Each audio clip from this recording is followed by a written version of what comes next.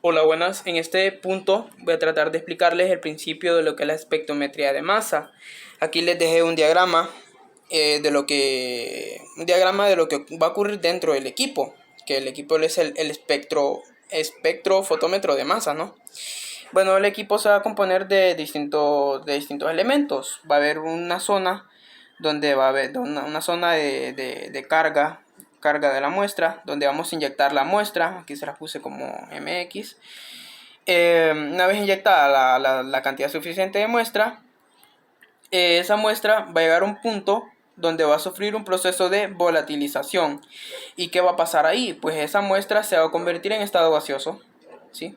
La vamos a convertir en estado gaseoso. Una vez esa muestra sigue corriendo aquí, sigue corriendo, y va a llegar a un punto donde va a sufrir una ionización. Una ionización.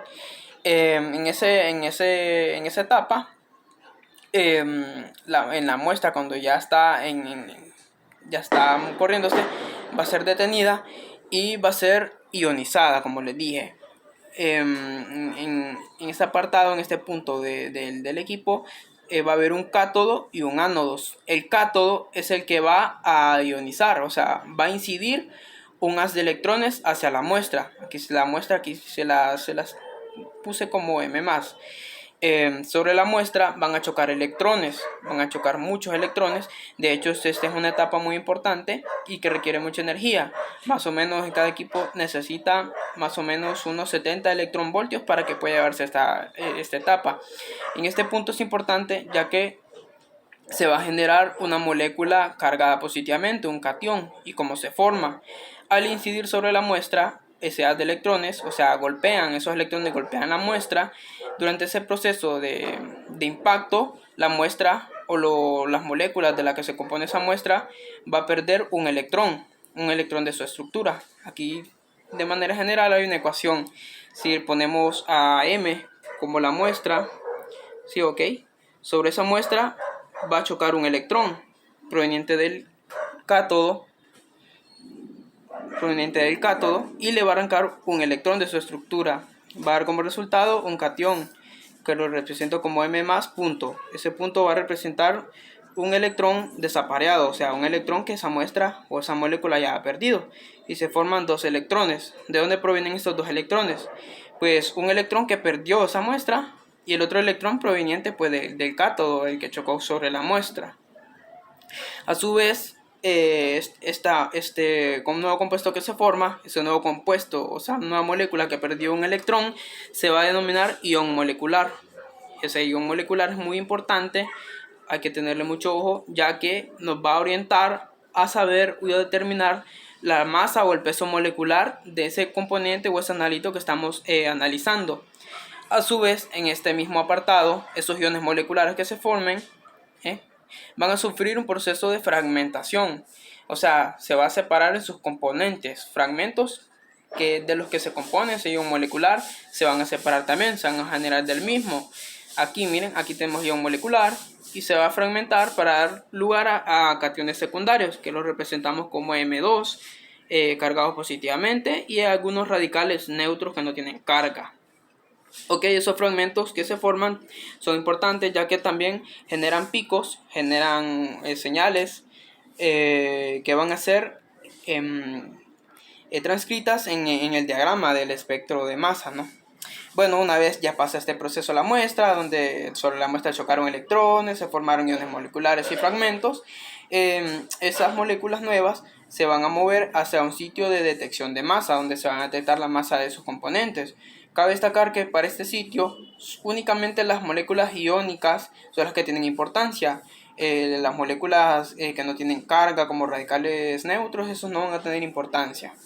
Dependiendo del equipo, algunos equipos tienen algunos platos aceleradores para detectar de masas, o algunos equipos modernos cuentan con, les dicen cuadrípolo, que tiene 4 polos.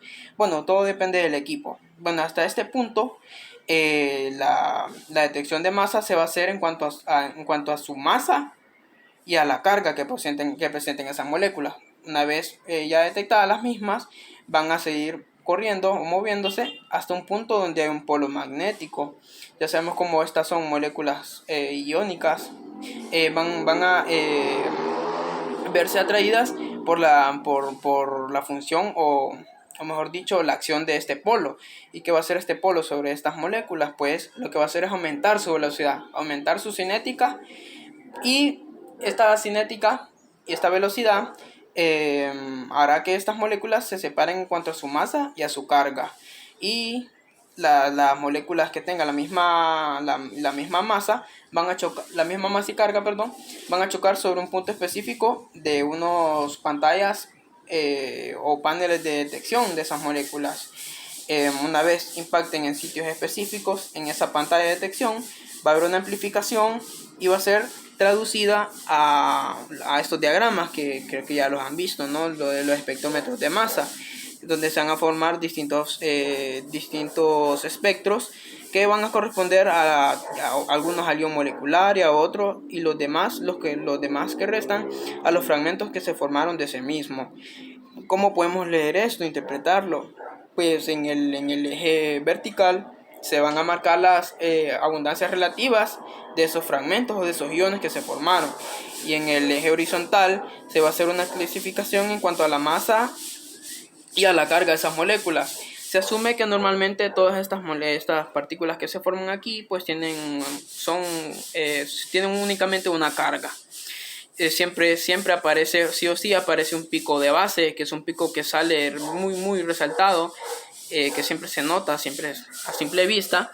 Ese pico de base nos va a resaltar que la mayoría de esos componentes o fragmentos en los que se separó ese ion molecular son de los que más se compone el mismo.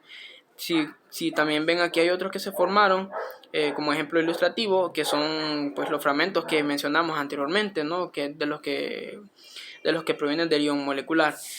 Como les había mencionado también, que el ion molecular nos va a orientar a poder determinar la masa de ese analito de interés. Por ejemplo, aquí dice que hasta este punto el espectro marca que el ion molecular tiene un peso de 67 kilodaltons.